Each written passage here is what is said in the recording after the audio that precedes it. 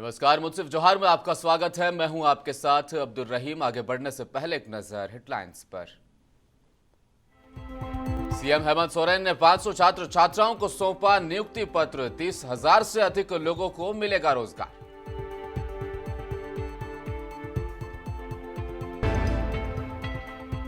झारखंड के राज्यपाल सीपी राधाकृष्णन सिमडेगा पहुंचे। परिसदन भवन में पारंपरिक तरीके से किया गया स्वागत।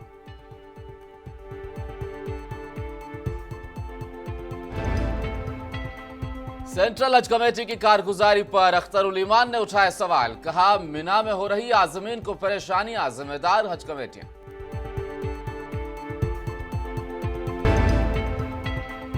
बिहार के वैशाली में गंगा नदी में बह गया पीपा पुल। राघोपुर प्रखंड के लोगों का जिला मुख्यालय से टूटा संपर्क।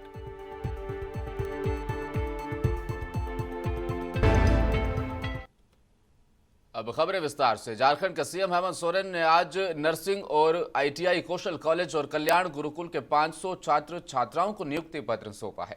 कल्याण विभाग झारखंड सरकार के विशेष प्रयोजन वाहिनी एसपीवी के रूप में कार्य कर रहे प्रेजा फाउंडेशन द्वारा आईटीआई कौशल कॉलेज नगरटोली में आयोजित कार्यक्रम में सीएम ने इन्हें नियुक्ति पत्र सौंपा है। मौके पर मुख्यमंत्री आईटीआई कौशल कॉलेज के अंतर्गत कुलिनरी विभाग के छात्राओं द्वारा संचालित सेवा कैफे का भी सीएम ने उद्घाटन किया।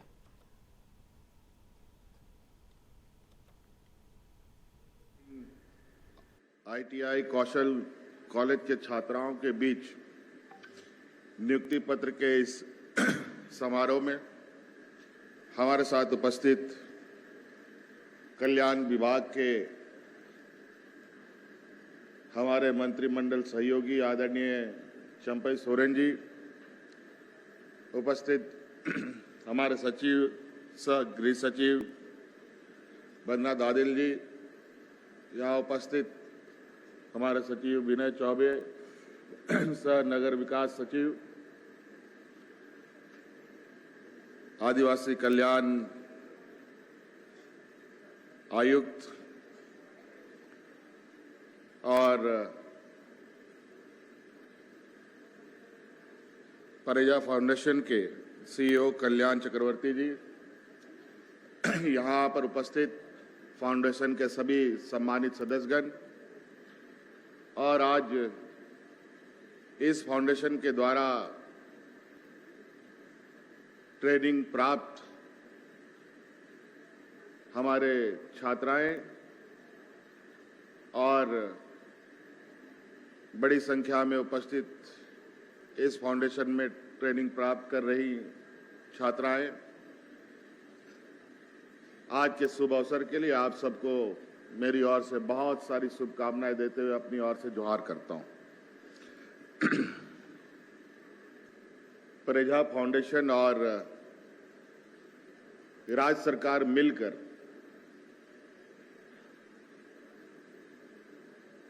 इस राज्य में यहाँ के अनुसूचित जाति, अनुसूचित जनजाति और अल्पसंख्यक पिछड़ा वर्ग और आर्थिक रूप से कमजोर वर्गों के लिए लगातार कैसे ये वर्गों में स्वावलंबी आए, उनके बच्चों में कैसे स्वावलंबी आए, इसके लिए प्रयासरत है। मुझे बताया गया है और जो मैं थोड़ी बहुत जानकारी भी ली है, अभी तक में फाउंडेशन और सरकार के द्वारा लगभग 30,000 युवकों को स्वरोजगार, रोजगार से जोड़ा गया है। मुझे याद है कि सरकार बनने के बाद से कोरोना के वैश्विक महामारी, जिसको शायद हम कभी भुला नहीं पाएंगे, उस दौरान में भी फाउंडेशन के तरफ से प्रोजेक्ट बिल्डिंग के अंदर लगभग 500 बच्चियों को झारखंड के राज्यपाल सीपी राधाकृष्णन सिमडेगा पहुंचे। परिसदन भवन में पारंपरिक तरीके से उनका जोरदार स्वागत किया गया। जिला प्रशासन के द्वारा राज्यपाल को गार्ड ऑफ ऑनर से नवाजा गया। राज्यपाल सीपी राधाकृष्णन सदर प्रखंड के अरानी पंचायत पहुंचे और ग्रामीणों से वहां पर उन्होंने सीधा संवाद भी किया। झारखंड विधानसभा के अध्यक्ष रविंद्रनाथ महतो द्वारा पिछले दिनों जेएमएम के कार्यक्रम में नाला में दिए गए राज्यपाल को लेकर टिप्पणी पर अब भाजपा के प्रतिनिधि मंडल ने राजभवन पहुंचकर राज्यपाल को ज्ञापन सौंपा है।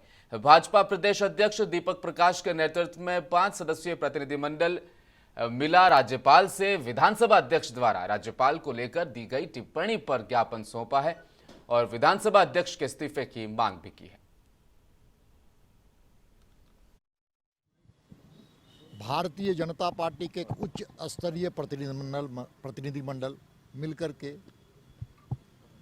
झारखंड विधानसभा के अध्यक्ष स्पीकर महोदय के जो एक संवैधानिक पद पर बैठे हुए हैं और उनके द्वारा लगातार अमर्यादित शब्दों का उपयोग किया जा रहा है महामहिम राज्यपाल के लिए, इन सारे विषयों को लेकर के आज हम महामहिम राज्यपाल के पास हम लोग गए कि एक स्पीकर को, एक अध्यक्ष को, विधानसभा के अध्यक्ष को जो दलगत राजनीति से ऊपर बैठ कर के पद पर आसीन है, वह व्यक्ति झारखंड मुक्ति मोर्चा के कार्यक्रम में जहां पर झारखंड मुक्ति मोर्चे के झंडे लगे हुए हैं, बैनर लगे हुए हैं, वहां पर असंसदीय और अशोभनीय के साथ साथ जो संवैधानिक प्रमुख हैं झारखंड के, राज्यपाल के बारे में टिप्पणी करने का काम किया।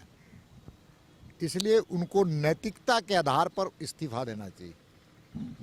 और अब तो मैं मानता हूं कि संवैधानिक मर्यादाओं का वो चकनाचूर करने का काम किया।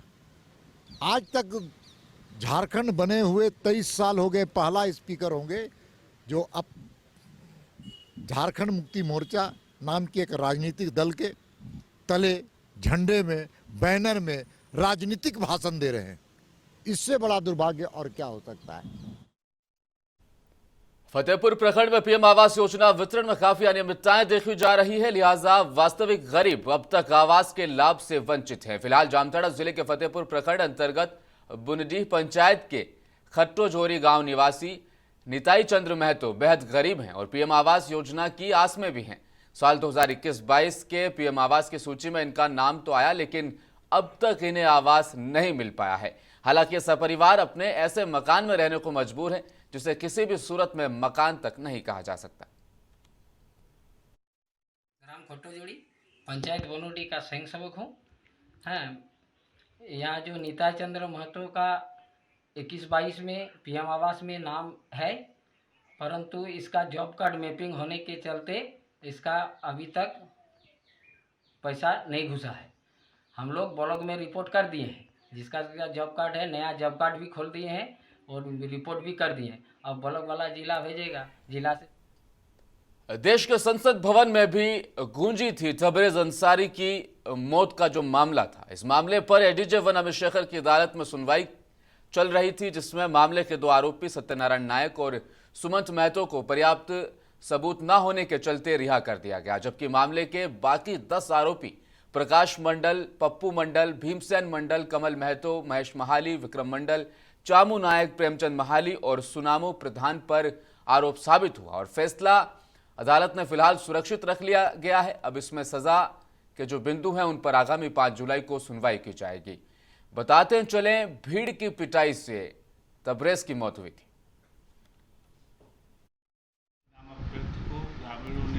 खम्मा में बांध के मारपीट किया था और अभिरक्षा में रहते हुए, कुछ न्यायिक अभिरक्षा में रहते हुए वो मर गया था।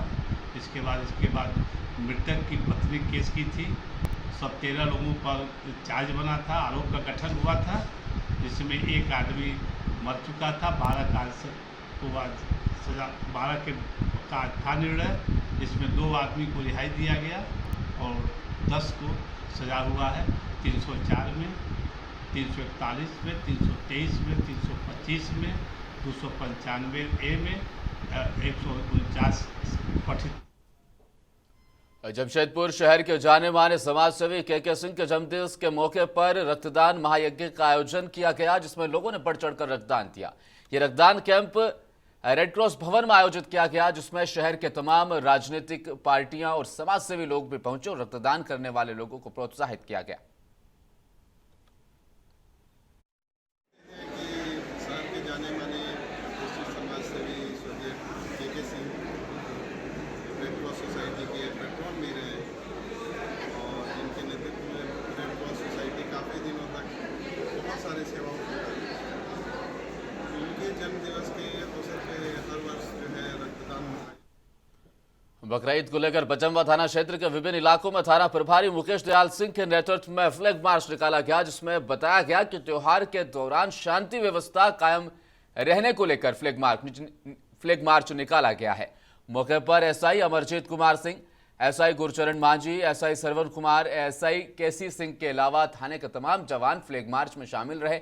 बताया गया कि आगामी 29 जून को बकरीद का त्योहार है, इसी को लेकर फ्लैग मार्च निकाला गया। और जमशेदपुर के ग्रामीण क्षेत्रों में लोग जंगली कुत्तों के आतंक से अब परेशान हैं। बताया जा रहा है कि दर्जनों जंगली कुत्ते झुंड बनाकर निकलते हैं और चलते फिरते लोगों पर आक्रमण कर देते हैं, जिससे लोगों में डर का माहौल बना है। स्थानीय व्यक्ति अजहर ने बताया कि झुंड बनाकर कुत्ते आते हैं और लोगों पर हमला कर देते हैं, जिससे लोग कुत्तों के आतंक से काफी परेशान हैं। जमशेदपुर के शहरी एवं ग्रामीण क्षेत्रों में आजकल कुत्तों जो आवारा कुत्ता सब है उसका प्रकोप बहुत बढ़ गया है। वो झुंड में झुंड निकलते हैं और कोई भी व्यक्ति अकेला मिलता है उसके ऊपर झपट्टा मारता है और जिसके चलते लोगों में भय का माहौल फैला हुआ है और वो लोग सुई हुई लेने के लिए इधर से उधर भटक रहे हैं। और अब खबरें बिहार से।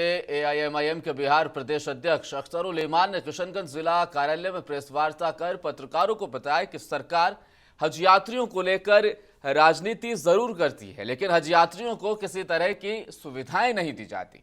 सरकार हज यात्रियों की परेशानियों को दूर करने में हमेशा अपने हाथ पीछे खींच लेती है। उन्होंने सऊदी अरब के मीना शहर का जिक्र करते हुए कहा कि वहां पर हज यात्रियों को एक कमरे में ठूस ठूस कर रखा गया है। महिला हज यात्रियों की स्थिति और भी चिंताजनक है। ये तमाम हालात सेंट्रल हज कमेटी और स्मृति ईरानी की नाकामी को दर्शाता है। उन्होंने कहा कि स्थिति यह है कि भीषण गर्मी में पैर पसारने तक की जगह नहीं। ऐसे में हज यात्रियों की वहां पर सूद लेने वाला ना तो स्टेट हज कमेटी वहां मौजूद है और ना ही सेंट्रल हज कमेटी। उन्होंने कहा कि सऊदी अरब से एक हाजी ने उन्हें वहां की तस्वीरें भेजी है और वास्तविक हालात से उनको रूबरू करवाया है। अख्तरुल ईमान ने कहा कि तस्वीर देखकर ऐसा मालूम होता है कि जो हाल मिना में हज यात्रियों का है वैसी हालत में भेड़ बकरियों को भी नहीं रखा जाता। अख्तरुल ईमान ने कहा कि बिहार सरकार और केंद्र सरकार हाजियों के साथ ऐसा जुल्म क्यों कर रही है, इसका जवाब देना होगा। पसीने की कमाई से, अपनी हलाल कमाई से अपनी ज़मीन और जायदाद बेचकर लोग हज का इरादा करते हैं और हज को जाते हैं और हाजियों के इस पैसे में पीएमओ के ऑफिस से लेकर स्टेट गवर्नमेंट तक पैसे कमाती है और उसी के पैसे से आज़मीन हज के साथ खुद्दाम हुज्जाज भी भेजे जाते हैं और हज यात्रियों के मामले में हुकूमतें सियासत भी करती हैं, खूब दुआया महफिलों का इनेकाद करती हैं। लगता है कि हुकूमत अपने पैसे से भेज रही है, लेकिन मीना में आज हाजियों का जो बुरा हाल है कोई खबर लेने पर तैयार नहीं है। न सेंट्रल हज कमेटी है न स्टेट हज कमेटी है। इस पर बड़ा एतराज़ है और वहाँ वकूफ़ मीना में एक एक हॉल में जहाँ पर 50 आदमी की बमुश्किल रहने की गुंजाइश है वहाँ पर 150-150 औरतों को धकेल दिया गया है। उसकी तस्वीर मैं आप लोगों को दिखा रहा हूँ। कल मीना से एक हाजी साहब ने मुझे भेजा है, वहाँ तस्वीर आप देख लें। भेड़ बकरियों को भी इस तरह से नहीं रखा जाता है और इन लोगों को पाँव फैलाने की भी गुंजाइश नहीं है। यही हाल मर्दों के कैंप का भी है कि बैठने की जगह भी नहीं है। मसला सिर्फ उनके उठने बैठने का नहीं है, उनके रात के क़याम का है, उनके वज़ू करने का है, उनकी नमाज़ों का है, उनके रफ़ा हाजत का मामला है, टॉयलेट का मसला है। ये सारे इशू जिस तरह से हो गए हैं, शदीद गर्मी, उस पर परेशानी और जो यहाँ पर खुदा में हज्जाज भेजा गए हैं बिहार की तरफ से, कोई उसे नज़र नहीं आता। तो बिहार गवर्नमेंट हाजियों के साथ या इस सेंट्रल गवर्नमेंट हाजियों के साथ ये जुल्म ज़्यादती क्यों कर रही है और हाजियों के साथ जो ज़्यादती हुई है वो नाकाबिले बर्दाश्त है। हाजी लोग वहाँ तो परेशान हैं, हाजी के घरानों में, उनके घरों में जो खबर आई है, उनके घरों में मातम है कि हमारे लोगों का वहाँ इतना बुरा हाल है। तो आखिर हुकूमत इतना पैसा लेती है ना, ज़रूरत से ज़्यादा दोगुना पैसा लेती है फ्लाइट के नाम पर, रिहाइश के नाम पर, और वहाँ पर उनको पूरा सपोर्ट नहीं किया जा रहा है। 2024 लोकसभा चुनाव की रणफेरियां मानो बच चुकी है। कभी भारतीय जनता पार्टी प्रदेश के नेता भागलपुर पहुंच रहे हैं, तो कभी आरजेडी, तो कभी एलजेपी। इसी बीच आज जनता दल यूनाइटेड के भी भागलपुर प्रभारी राजेश कुशवाहा भागलपुर पहुंचे और अपनी पार्टी को मजबूत करने को लेकर अहम बैठक की। बैठक के दौरान कई प्रखंडों के पदाधिकारी और कार्यकर्ता मौजूद थे। उन्होंने कहा, वार्ड स्तर पर सशक्त कमेटी के निर्माण को लेकर हम लोग लगे हुए हैं और उम्मीद है कि 2024 के लोकसभा चुनाव में हम लोग 40 में से 40 सीट लाएंगे।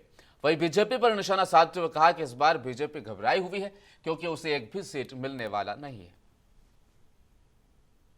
कि हम 40 में 40 सीट हर पार्टी सोचेगा कि हम जीत लें, उसमें रणनीति भी बनाते हैं,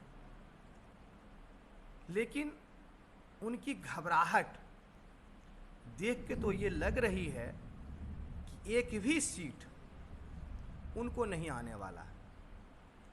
जिस तरह से बिहार में विपक्षी दल की बैठक हुई, लग रहा था कि बीजेपी को प्रसव पीड़ा शुरू हो गया है।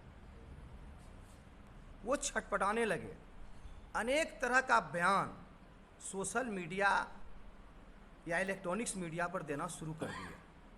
वो उनकी घबराहट की पहचान है कि वो घबरा गए हैं कि मुझे अब एक भी सीट। दहेज प्रथा और बाल विवाह बहिष्कार के मशाल को लेकर आगे बढ़ने वाले कन्या विवाह और विकास सोसाइटी भागलपुर ने एक अनोखी पहल की, जिसमें 51 कन्याओं का सामूहिक विवाह समारोह 28 जून को भागलपुर के पॉलिटेक्निक कॉलेज मैदान में कराने का फैसला लिया गया है। वही कन्या विवाह और विकास सोसाइटी के सचिव विकास कुमार माली ने बताया कि हम लोगों ने बाल विवाह और दहेज प्रथा को खत्म करने के लिए संकल्प लिया है। इसमें हम लोगों ने कई जगहों पर ऐसे कार्यक्रम किए जिससे गरीब कन्याओं के जो विवाह है अच्छे तरीके से सफल हो पाए।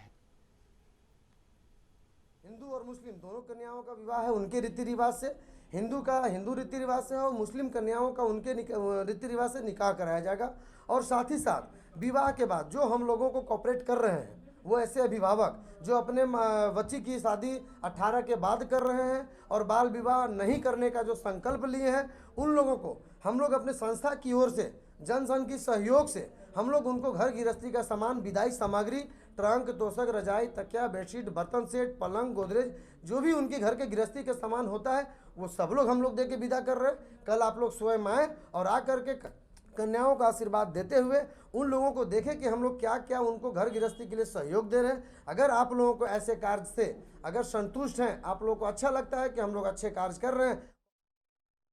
सुगौली रेलवे के पूर्वी जोन के मुख्य सुरक्षा आयुक्त सुमोय मित्रा मंगलवार की दोपहर अपनी टीम के साथ सुगौली सेमरा के बीच बनी नई डबल लाइन रेल का निरीक्षण करने पहुंचे। निरीक्षण के पूर्व CRS मित्रा, मुख्य प्रशासनिक अधिकारी पीके गोयल, मुख्य अभियंता पीके बादल, मंडल रेल प्रबंधक आलोक अग्रवाल सहित अन्य अधिकारियों के साथ सेमरा से सुगौली नई रेल लाइन का ट्रॉली से करीब 3 घंटे तक निरीक्षण किया गया। निरीक्षण के दौरान उन्होंने स्थानीय अधिकारियों को आवश्यक निर्देश भी जारी किए, जिसके बाद CRS मित्रा अधिकारियों के साथ सड़क मार्ग से सेमरा के लिए निकले, जहां से वे सेमरा सुगौली के बीच रेलखंड में बने नए रेल लाइन का 130 किलोमीटर प्रति घंटा की रफ्तार से स्पेशल भान से स्पीडी ट्रायल किया।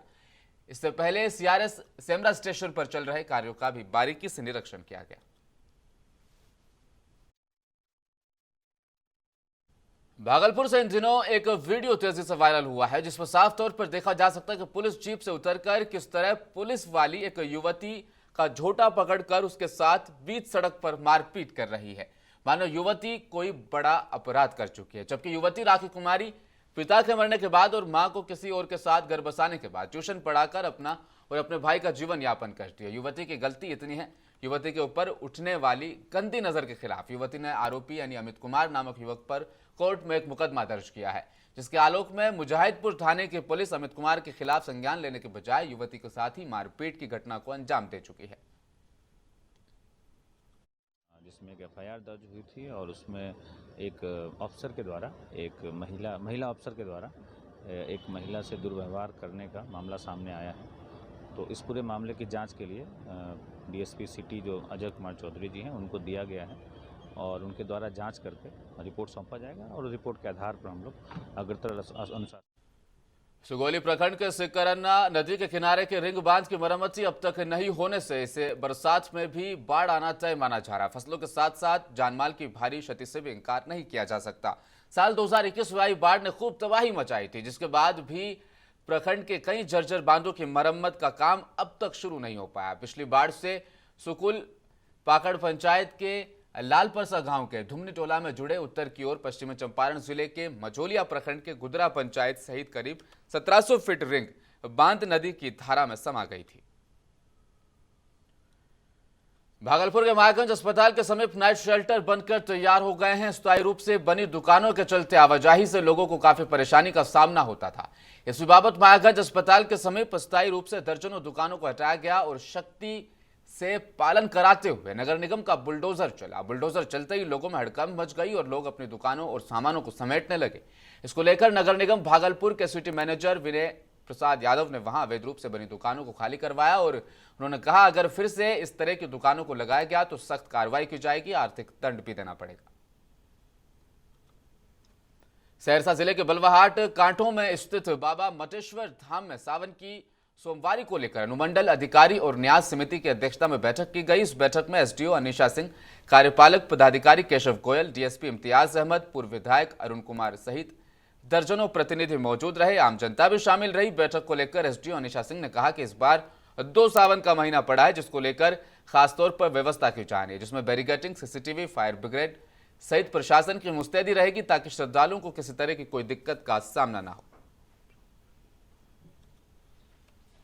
पीआईबी के बैनर तले गया शहर के निजी होटल में कार्यशाला का आयोजन किया गया। कार्यशाला का शुभारंभ नगर विधायक डॉक्टर प्रेम कुमार व आगत अतिथियों ने दीप जलाकर किया। कार्यशाला में पीआईबी पटना और कोलकाता से आए अधिकारियों ने कहा कि प्रधानमंत्री नरेंद्र मोदी की सरकार में हर क्षेत्र में परिवर्तन हुआ है। जमीन से लेकर आकाश तक, रेल से लेकर सड़क और हवाई जहाज तक समाज के हर वर्ग के लिए अलग अलग योजनाएं बनाई गई। इसका सीधा फायदा मजदूर किसानों को मिल रहा है।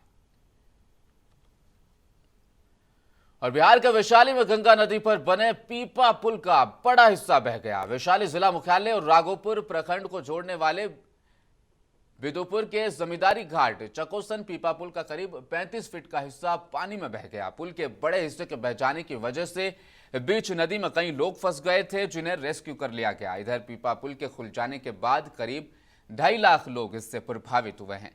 राघोपुर प्रखंड के 22 पंचायत के लोगों का संपर्क हाजीपुर और दूसरी जगहों से टूट गया। अब इनके लिए आवागमन का सहारा नाव ही बचा है। और अंतिम क्षणों में आपको दिखाएंगे एक बार फिर से हेडलाइंस। को सौंपा नियुक्ति पत्र, 30,000 से अधिक लोगों को मिलेगा रोजगार।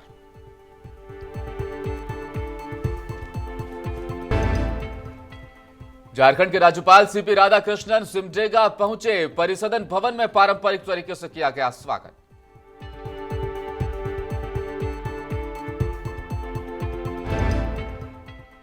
सेंट्रल हज कमेटी की कारगुजारी पर अख्तर उल ईमान ने उठाए सवाल। कहा, मिना में हो रही आज़मीन को परेशानियां जिम्मेदार हज कमेटियां।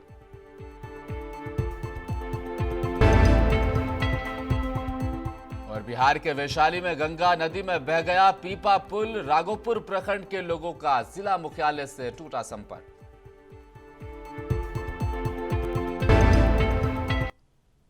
मुंसिफ जोहार में फिलहाल इतना ही। आप देखते रहिए मुंसिफ टीवी न्यूज। नमस्कार।